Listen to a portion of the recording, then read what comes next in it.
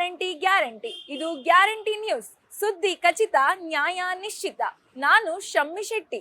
Silicon ಸಿಟಿಯಲ್ಲಿ ಕಳೆದ 4-5 ದಿನಗಳಿಂದ ಬೆಳಿಗ್ಗೆ ಸಂಜೆಯಾದ್ರೆ ಸಾಕು ಚುಮು ಚಳಿ ಹೆಚ್ಚಾಗಿದ್ದು, ಎಲ್ಲಿ ನೋಡಿದ್ರೂ ಸ್ವೆಟರ್ ಹಾಕಿಕೊಂಡು ಓಡಾಡುವ ಪರಿಸ್ಥಿತಿ ಎದುರಾಗಿದೆ.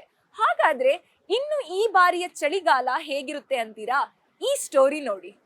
ಹೌದು, ಸಿಲಿಕಾನ್ ಸಿಟಿಯಲ್ಲಿ 4-5 ದಿನಗಳಿಂದ ವಿಪರೀತ ಚಳಿಯ ಅನುಭವ ಆಗ್ತಾ ಇದ್ದು, ಇಡೀ ದೇಹ ಗಡಗಡ ನಡುಗುವಂತಹ ಸ್ಥಿತಿ ಬಂದಿದೆ. ಊಟಿಯ ರೀತಿಯಲ್ಲಿ ನಮ್ಮ ಬೆಂಗಳೂರು ಬದಲಾಗ್ತಿದ್ದು, ಬೆಳಿಗ್ಗೆ ದಟ್ಟವಾದ ಮಂಜು ಮುಸುಕಿರೋದನ್ನ ಕಂಡು ಜನ ಖುಷಿ ಪಡ್ತಾ ಇದ್ದಾರೆ.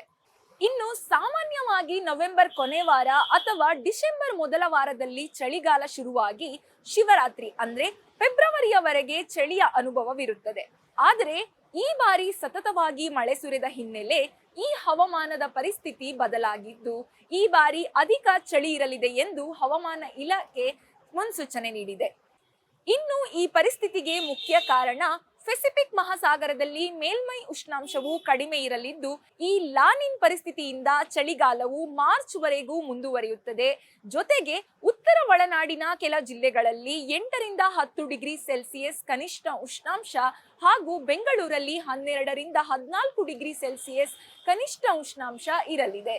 ಇನ್ನು ಚಳಿಗಾಲ ಆರಂಭಕ್ಕೂ ಮುನ್ನವೇ ಚಳಿ ಹೆಚ್ಚಾಗಿದ್ದು, ವಾತಾವರಣ ಬದಲಾವಣೆಯಿಂದ ನಮ್ಮ ಬೆಂಗಳೂರು ಮಂದಿ ಈಗಾಗಲೇ ಸ್ವೆಟರ್, ಸ್ಕಾರ್ಫ್, ಮಫ್ಲರ್, ಜರ್ಕಿನ್ ಹಾಗೂ ದೊಡ್ಡ ಕಂಬಳಿಯ ಮೊರೆ ಹೋಗಿದ್ದಾರೆ. ಇದರಿಂದ ವ್ಯಾಪಾರಿಗಳಿಗೂ ಕೂಡ ಲಾಭ ಸಿಗುತ್ತಿದ್ದು ಖುಷಿಯಾಗಿದ್ದಾರೆ. ಕರ್ನಾಟಕ ರಾಜ್ಯದ ಹವಾಮಾನ ಮುನ್ಸೂಚನೆ. ನಾನು CS ಪಾಟೀಲ್, ವಿಜ್ಞಾನಿ ಹಾಗೂ ನಿರ್ದೇಶಕರು, ಭಾರತೀಯ ಹವಾಮಾನ ಇಲಾಖೆ, ಬೆಂಗಳೂರು. ನಾನು ಮುಂದಿನ ದಿನಗಳಲ್ಲಿ ಕರ್ನಾಟಕ ರಾಜ್ಯದ ಹವಾಮಾನ ಮುನ್ಸೂಚನೆಯನ್ನು ಸಂಕ್ಷಿಪ್ತವಾಗಿ ವಿವರಿಸುತ್ತೇನೆ.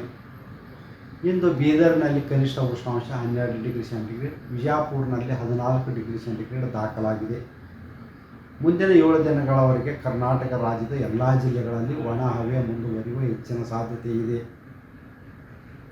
ಉತ್ತರ ಒಳನಾಡಿನ ಕೆಲವು ಜಿಲ್ಲೆಗಳಾದ ಬೀದರ್, ಕಲಬುರಗಿ, ಯಾದಗಿರಿ, ರಾಯಚೂರು, ವಿಜಯಪುರ, ಬಾಗಲಕೋಟೆ, ಗದಗ, ಕೊಪ್ಪಳ, ಬೆಳಗಾವಿ ಹಾಗೂ ಧಾರವಾಡ ಜಿಲ್ಲೆಗಳಲ್ಲಿ ಮುಂದಿನ ದಿನಗಳಲ್ಲಿ ಕನಿಷ್ಠ ಉಷ್ಣಾಂಶವು ಕಡಿಮೆಯಾಗುವ ಹೆಚ್ಚಿನ ಸಾಧ್ಯತೆ ಇದೆ. ಬೀದರ್, ಕಲಬುರಗಿ,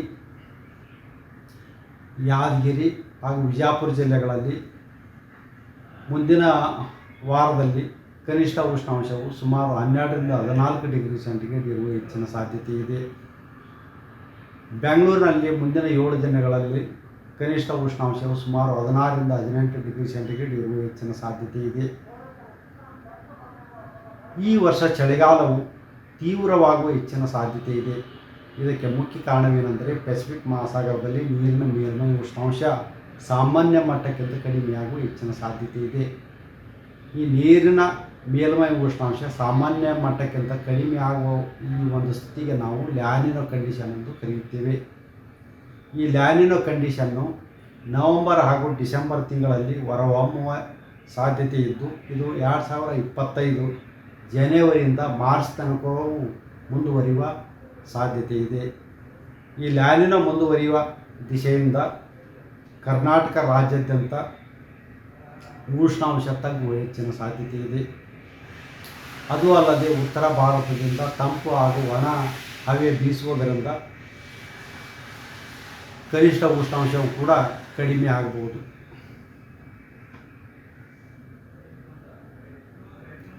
ಉತ್ತರ ಒಳನಾಡಿನ ಕೆಲವು ಜಿಲ್ಲೆಗಳಲ್ಲಿ ಕನಿಷ್ಠ ಉಷ್ಣಾಂಶ ಡಿಸೆಂಬರ್ ಹಾಗೂ ಜನವರಿಯಲ್ಲಿ ಸುಮಾರು 8ರಿಂದ 10 ಡಿಗ್ರಿ ಸೆಂಟಿಗ್ರೇಡ್ ಇರುವ ಸಾಧ್ಯತೆ ಇದೆ. ಬೆಂಗಳೂರಿನಲ್ಲಿ ಕೂಡ ಡಿಸೆಂಬರ್ ಹಾಗೂ ಜನವರಿಯಲ್ಲಿ ಕನಿಷ್ಠ ಉಷ್ಣಾಂಶ 12ರಿಂದ 14 ಡಿಗ್ರಿ ಸೆಂಟಿಗ್ರೇಡ್ ಇರುವ ಹೆಚ್ಚಿನ ಸಾಧ್ಯತೆ ಇದೆ. ಚಳಿಗಾಲದಲ್ಲಿ ಮುಂಜಾನೆ 4 ಗಂಟೆಯಿಂದ ಮುಂಜಾನೆ 8 ಗಂಟೆಯವರೆಗೆ ಶೀತ ವಾತಾವರಣ ಇರುವುದರಿಂದ ಕೆಲವರಿಗೆ ಕೆಮ್ಮು, ನೆಗಡಿ ಬರಬಹುದು. ಉಸಿರಾಟ ಸಮಸ್ಯೆ ಇರುವವರು, ಎಲುಬು ಕೀಲು ನೋವಿನಿಂದ ಬಳಲುವವರು ಆದಷ್ಟು ಬೆಚ್ಚಗಿರುವುದು ಒಳ್ಳೆಯದು. ಉಗುರು ಬೆಚ್ಚಗಿನ ನೀರು ಕುಡಿಯುವುದರಿಂದ, ಬಿಸಿ ಹಾಗೂ ತಾಜಾ ಆಹಾರವನ್ನು ತೆಗೆದುಕೊಳ್ಳುವುದರಿಂದ ಈ ಚಳಿಗಾಲವನ್ನು ಆದಷ್ಟು ಕಡಿಮೆ ಮಾಡಬಹುದು. ಒಟ್ಟಿನಲ್ಲಿ ಈ ಬಾರಿ ಬೇಸಿಗೆಗಾಲದಲ್ಲಿ ಹೆಚ್ಚಾಗಿ ಬಿಸಿಲು ಮಳೆಗಾಲದಲ್ಲಿ ಹೆಚ್ಚಾಗಿ ಮಳೆ ಹಾಗೂ ಇದೀಗ ಚಳಿಗಾಲ ಆರಂಭಕ್ಕೂ ಮುನ್ನ ಚಳಿ ಶುರುವಾಗಿದ್ದು ಜನರು ಆರೋಗ್ಯದ ಬಗ್ಗೆ ಕಾಳಜಿ ವಹಿಸುವುದು ಸೂಕ್ತ. ಇದಾಗಿತ್ತು ಈ ಹೊತ್ತಿನ ವಿಶೇಷ ಸುದ್ದಿ. ಇನ್ನು ಹೆಚ್ಚಿನ ಸುದ್ದಿಗಾಗಿ ನೋಡ್ತಾ ಇರಿ ಗ್ಯಾರಂಟಿ ನ್ಯೂಸ್. ಗ್ಯಾರಂಟಿ ನ್ಯೂಸ್, ಸುದ್ದಿ ಖಚಿತ, ನ್ಯಾಯ ನಿಶ್ಚಿತ.